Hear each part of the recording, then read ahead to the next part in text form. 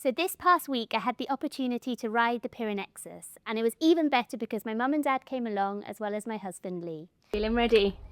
I'm just about ready, got my bike packed and I'm really looking forward to it. Amazing. The Pyreneexus is an incredible 340-kilometre circular journey starting and finishing in Girona.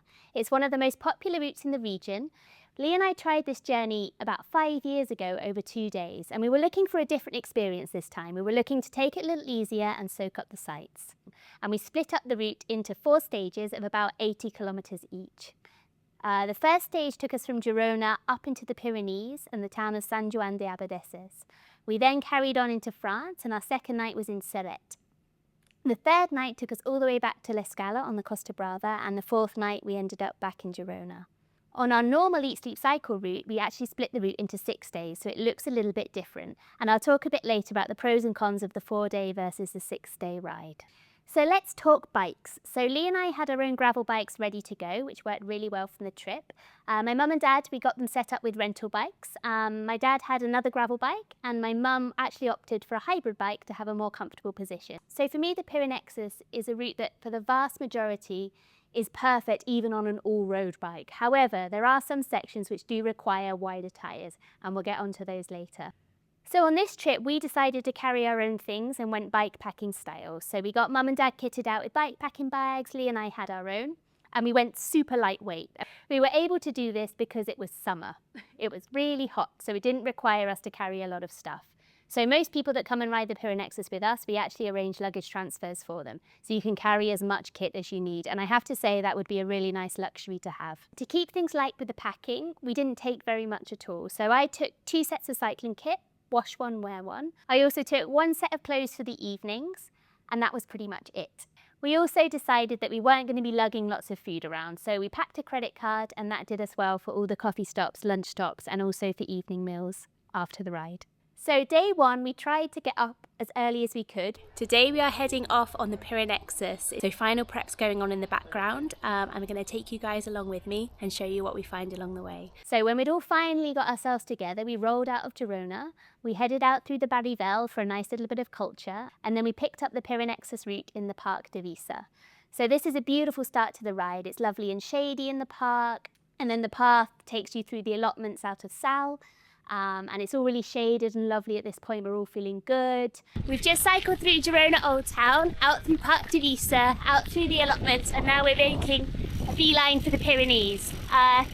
So today's stage is 85 kilometres, and we've got to do quite a lot of climbing. It's 1,600 metres. It's basically all uphill, but it feels like a nice flat, fast start. So we're riding the Via Verde, which is the old carrilet, and it used to be a train line, and it really is just perfect for bikes. So far so good. Only one malfunction with Dad's bike packing gear.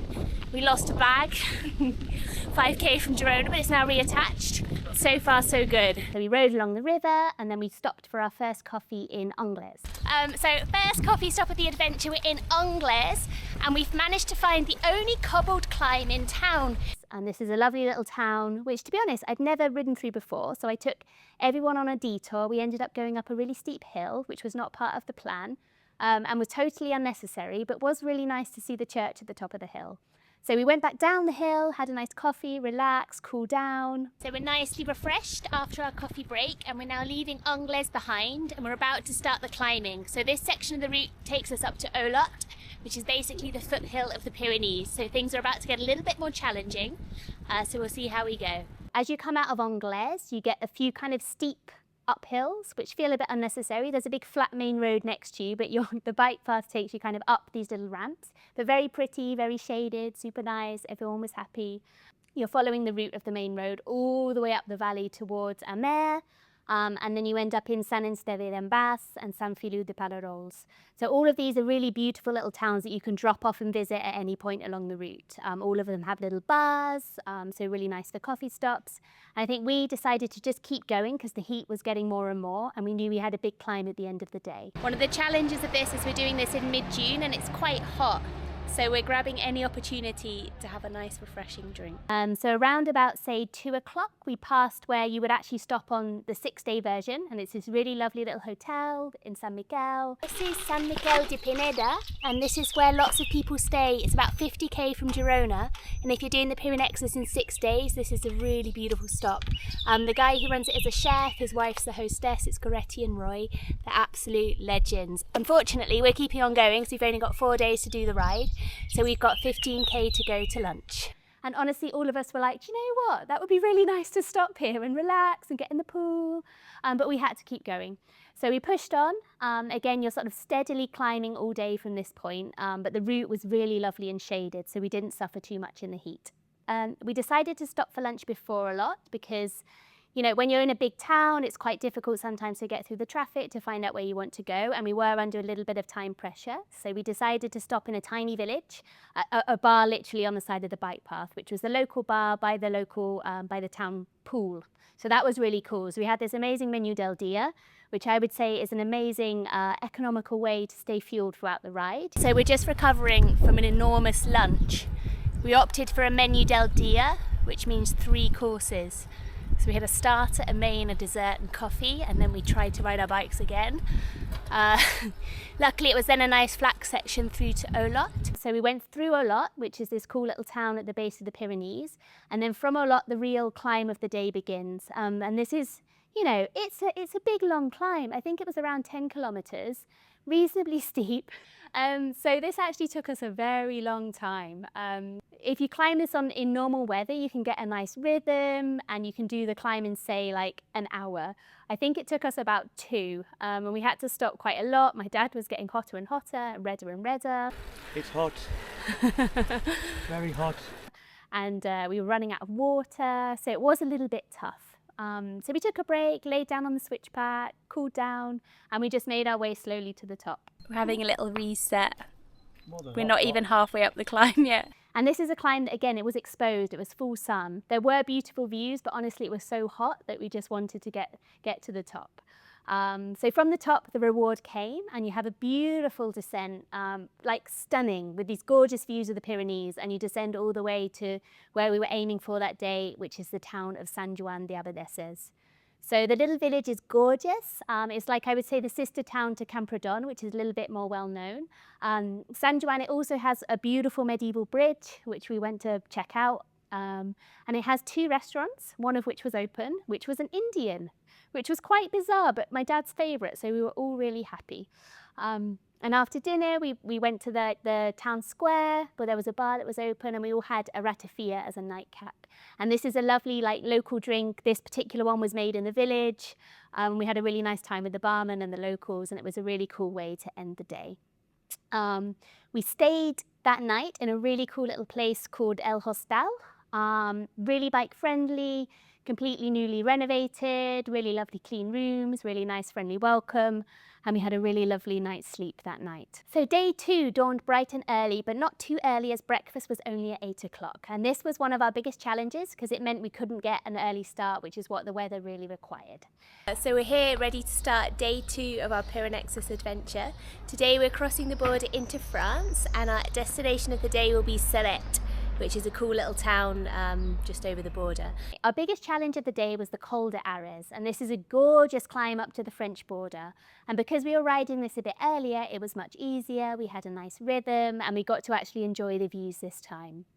Just before the climb, of course, we stopped for a coffee in Camprodon, and that's a really lovely, lively little town. So it's a great spot to visit in summer. It's also a little ski town in winter, and there's lots happening there. And it's also a really nice option to stay the night there instead of Sant Joan if you want to extend your first day, or you want to you're splitting the ride differently. Camprodon's a great option. But anyway, we did the climb. We celebrated at the top, felt really great. And then basically you're in France, and the whole vibe kind of shifts. What we notice is that you're still in Catalunya, you're in like the Catalan part of France. So the signage is all in French and Catalan, which was really, really cool. So the descent was fabulous. It was really, really long and was such a lovely reward for the suffering of day 1 going all uphill. So the descent joins the River Tech, and that river is what we followed all the way for the French part of the ride. So we stopped for lunch quite early in the town of Prats de Moyo. So we're in France having lunch. We've got different fueling strategies. We've got Lee going for a burger. And I've got a lovely healthy egg dish. There we go. Let's see who's faster on the next bit. And this is perfect for understanding French food culture. So the first restaurant we went to had a nice terrace full of people eating, and they told us no, we were 7 minutes too late to order lunch. And it was about, it was exactly 1:37 in the afternoon. So in Spain, that would be unheard of. But in France, they're really strict with their meal time. So the waiter was really nice. He pointed us towards the town and we were still able to get some food. So meal times in France, you want to be ordering your food between 12 noon and 1:30, or you have a risk that you will not get any lunch. As we were all really hot even after lunch, we took a little route down to the river. We've made it about 5 kilometres from our lunch stop and we've been waylaid by this lovely river. So we've decided to just kind of chill, have a little relax, cool the feet off. And this really is a great way on a hot day like this just to keep the body temperature under control. So the last part of the day's ride is you keep following the River Tech and you're winding through these little villages, little towns. Sometimes you're on the road quite a lot on this day, and then sometimes you're on a really lovely little bike path that kind of follows the road. So overall, like really nice, really safe route, and the signage, I have to say, has really improved in the last 5 years. So it was pretty well signed, although I would say I was very glad I had a GPS for the town moments. We did have one issue, so we were following our route. And we came across a road closure, as sometimes happens on bike rides. And we were sneaking across, but the French police were coming the opposite way and unfortunately turned us around. So we had to do a big 5-kilometre detour in the heat, in the traffic. It was awful to get back to our beautiful little bike path. But I think by the time, that's not normal. So I think we were pretty unlucky for that to happen. And by this point, it was all getting really late. It was definitely feeling like we needed to stop and to have a nice cold beer. And Serret was just that little bit too far away. So we did struggle on day 2, but not as much as on day 3. So Serret was the place we chose to stay that night. And it's this gorgeous little town in France. It's known for like artists and musicians. So it feels very creative and bohemian. There's loads of bars, loads of restaurants, a really nice relaxed vibe. There's also quite a few accommodation options. None of them are luxury. So this is not a place to stay if you're looking for sort of high quality accommodation, but there's loads of really great, lovely clean, lovely friendly welcome places that you can choose from. On the Eat Sleep Cycle trip, we actually stay in a really lovely hotel just before town.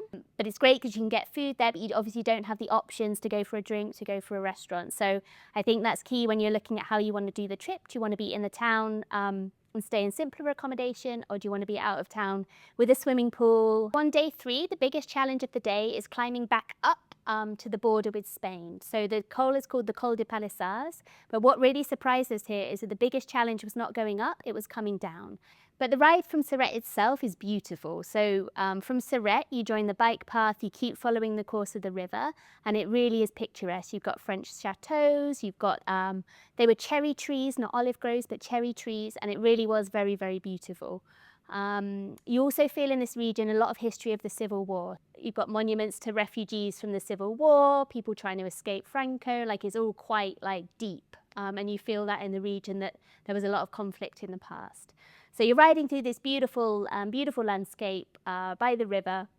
And then just before the big climb of the day up to the Col de Palisades, we stopped in this gorgeous little French village. We had a coffee, they had their market going. So we're here having 11sies. We've done the first part of today's ride. Out of Serret, it was really beautiful. The bike path is perfect. It winds through orchards, there's lovely French chateaux, little towns.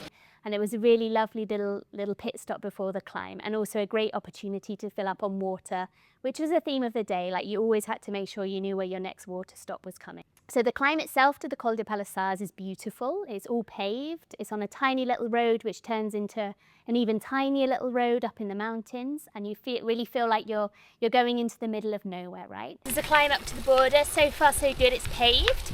It's a little bit steeper, maybe, I don't know, 6, 7, 8%. Quite warm, there's no breeze, but all good. And sometimes you can glimpse the massive like AP7 like far in the distance, but you're really hidden away from that. So you feel like you're kind of escaping into the mountains.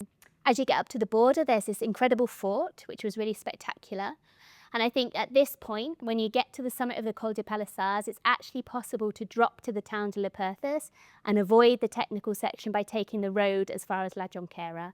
And we will be mapping that out to include in our Eat Sleep Cycle tours. So the descent itself, let's just say Mum's on a hybrid bike, which is definitely not appropriate for the 7.5 kilometers of descending. So Mum was an absolute legend. She just jumped off when she needed to, like kind of ran down and made it happen actually as fast as any normal person would ride it. I had to get on and off. I could ride some of it, I couldn't ride some of it. We just crossed back into España and the road has turned to rubble. So this is a point where, unless you're a bit like a hardcore mountain biker, you just need to get off and walk. Which I'm gonna do. Lee's gonna ride it and I'm gonna like kind of shuffle down the hill. But here we are back in Spain. Vamos. Lee was able to ride the whole thing, but he has really good bike skills. And Dad was a bit like me. He got on, got off as appropriate. What's good is the Pyreneexus have put up little warning signs, which do come a little bit late in the game when you've committed to going downhill. But it's nice to know that they've acknowledged that it's a little bit sketchy. So do take care if you decide to go for that section. So by the time we got to the end of the section, it was lunchtime, it was about 2 o'clock. Luckily we were back in Spain, so we could get some food. And we stopped in this kind of really like hectic bar in La Jonquera. So La Jonquera is a border town. It's like full of lots of random people going backwards and forwards between France and Spain. So it's quite cool, but it is a little bit hectic. Anyway, we got a great feed, again, a menu del dia, really good price, and we were able to continue on the journey. So the biggest challenge of day 3 was getting through the descent, but then getting back into the technical stuff. So it still continues after La Jonquera. And honestly, at this time in the afternoon, it's really not what you're wanting to do in the heat, particularly. I think if we did this at a slightly different time of year, it would be really fun. You wouldn't be like overheating and it would be okay. But it was a little bit much for the time of year that we were doing it. Anyway, so we did the last climb, we got back down it and we were back to what I would say is normal Pyreneexus territory. And that's like lovely little country lanes, nice smooth farm tracks. So always back to normal sort of for the last stage of day 3. And the best bit about day 3 is that you arrive to the beach. And that really is such a like beautiful moment on the Pyreneexus. So you pop out at Sant Martí d'Empúries and you have this gorgeous beach that's kind of pretty empty. There's a little chiringuito and we were just like, right, okay, we need to stop. So we had 2 kilometers to go to L'Escala, which is where we were staying. But I now was on a part that I knew really well. So it was like 2 kilometers of gorgeous bike path, really easy. So we decided to stop, have a swim, have a beer, celebrate the day, and then we rolled to L'Escala a little bit later. So hello from the Costa Brava. We made it. However, it was exceptionally hard. It's a day that looks really easy on paper, but in reality is the most technical ride of the trip. The top of from the border, you end up descending 7.5k to Jonquera, but it's super technical. You have to get off, you have to walk. It's really difficult to ride it. If you're riding it, you need to be on a mountain bike. So that kind of wiped us all out a little bit. So we had an early lunch and then it was very hot. But we've made it to the beach, we've got a beer, so everything's on the up, and we're going to stay tonight in L'Escala, which is just around the corner here. So L'Escala itself is a gorgeous little place to stay. It's historically a fishing village, and they're just upgrading all of the boulevard, all of the pedestrian bit by the sea. So I would say in a couple of months it's going to be finished and absolutely perfect. It's a nice town, normal people live there. It doesn't feel overly touristy, but you've still got the benefit of lovely restaurants by the sea. So there's plenty to choose from. I think we saw a Michelin star if you're going high end, but there's also lots of normal, lovely restaurants to enjoy too. So day 4 was the final day of the ride, and by this point I think the heat, Mum and Dad had just had enough. We've got a long stage today. It's from L'Escala all the way back to Girona. It's about 100k, so the longest so far, but it's quite flat, so around 500 meters of elevation. So unfortunately Mum and Dad have decided to have a beach day instead of riding bikes. But this is one of the really great things, is that you can actually abandon whenever you want and get a train back. So Mum and Dad are heading down the beach, have lots of fun, and then ride over to the nearest station and catch a train back to Girona. So Lee and I will see if we can make it there first. Let's see what happens. And this is one of the really cool things about the Pyreneexus, especially when you're towards the Costa Brava. There are stations nearby that last day. It's not the same all the way through, but for that last day you can kind of bail out at any point. And there's also the bike bus back from Sant Feliu, which was another option to chop off 40 kilometers from the finish. So mum and dad, anyway, they were happy with the beach days. Dad! Swimming time! And then Lee and I just set off to try and get back to Girona as quickly as we could. So it was really hot, we knew the route really well, and it was just for us that day, it was all about getting it done. However, if you had time to enjoy it, what I would recommend is like visiting the beaches. So the route itself goes through, it's quite urban for the first part, and it's a little bit naff unless you go off and visit the beaches and stop and go for a swim. So I would like take your time with that bit, but don't expect the riding to be spectacular. It's all about the beach. So the route from L'Escala, it starts through nice farmlands, and then you join back to the coast near Palafrugell. And that's when the urban bit starts, and that takes you all the way through Palamós, which is really busy, but also some really great little coffee stops and a great place to stop for lunch. And then from Palamós, you hook on to the Via Verde that goes from Girona to Sant Feliu. And then from where you join the Via Verde, it is a straight line home. It's also a really beautiful route. You've got views of the Pyrenees. You're going through little towns like Llagostera. So we're nearly an hour into the ride. It's beautiful so far. We're riding through little medieval villages. We're going through farmlands, this beautiful gravel track, and there's lots of options to stop if you want to. But as I said, this last day for us was just about saying we finished the Pyreneexus, we've done it. It was about surviving the heat, and then about all meeting up at the end and celebrating the trip together. So here's some things that you should know before planning your Pyreneexus route. So for us, we decided to do it in late June. This is literally because my mum and dad booked flights for those dates. And historically, it should have been a perfect time to do it. We saw on the weather forecast that it was 10 degrees hotter than it should have been on most days, which was really not ideal for the trip. So I think given the sort of turbulent climate that we're living in, I would say opting for spring, autumn, and even the winter months would be the better bet, and avoid anything that's getting close to summer. Obviously you want enough daylight to enjoy the ride. So for us, that was amazing. We could finish at 7, that wasn't an issue. So that was really great. As you can see, we did suffer in the heat of the day. In terms of terrain and what to expect, the vast majority of the Pyreneexus is easy riding. Like the surface is really good. You could actually do quite a lot of it on a road bike. However, given that technical section, a gravel bike is a must. And also be mindful of your gearing. I have a lot of gears. So I have what I call a dinner plate on the back. So a 52, and I have a 42 chainring on the front. And I would say with the gearing, I had to use my massive gear properly twice, and then I used it, even though I didn't really need to, a few times as well, just to be able to spin up the climb. So I think that maximising gearing for those steep sections is a must for the Pyreneexus. So there are some really steep sections. They're very short, but they are steep, and you're going to appreciate lots of gears.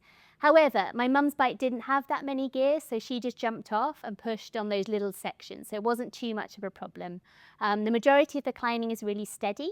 So you can find a nice rhythm, and you don't have to push yourself to keep moving. You can kind of spin up most of the climbs. In terms of tyre width, I was really happy with what was on my bike. Lee and my dad were really happy with theirs as well. And we had between like 45s and 47s. As I said, you could get away with 32s, but you probably want to avoid that technical section to La Jonquera. So in terms of choosing how many days to enjoy the ride over, obviously it depends on how much time you've got, and also how many hours you want to spend on the bike each day.